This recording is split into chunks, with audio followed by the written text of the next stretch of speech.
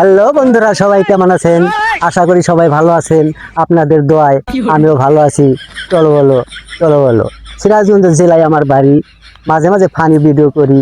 আমার নাম মোহাম্মদ শফিকুল ইসলাম, 12 বাত্তারি বিনে হাওলাদার খাদিম নাজিমুদ্দিন। চলো বলো, চলো বলো। এবার আপনাদের দেখাবো আমাদের সিরাজগঞ্জ জেলায় যে বাংকার থেকে ইসরায়েলের বিরুদ্ধে আমরা মিসাইল নিক্ষেপ করি। চলো বলো, চলো বলো। তাহলে আর কোথাও না গিয়ে আমার সামনেই থাকুন। হ্যালো বন্ধুরা, আপনারা রেডি আছেন তো? আপনাদের যে বাংকারের কথা বলেছিলাম, আমাদের সিরাজগঞ্জ জেলায় যে বাংকার থেকে ইসরায়েলের বিরুদ্ধে আমরা মিসাইল নিক্ষেপ করি, দেখতে পাচ্ছেন সেই বাংকার। চলো বলো, চলো বলো।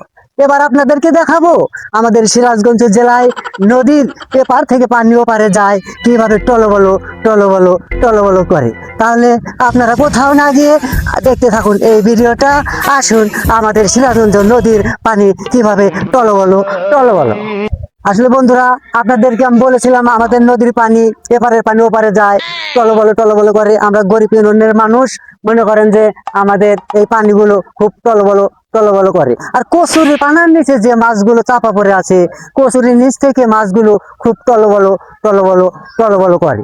বুঝছেন নাকি? আপনারা যদি না বুঝে থাকেন অবশ্যই কমেন্টে জানাবেন। এটা কোনো সমস্যা না, এগুলো টলবলো করে।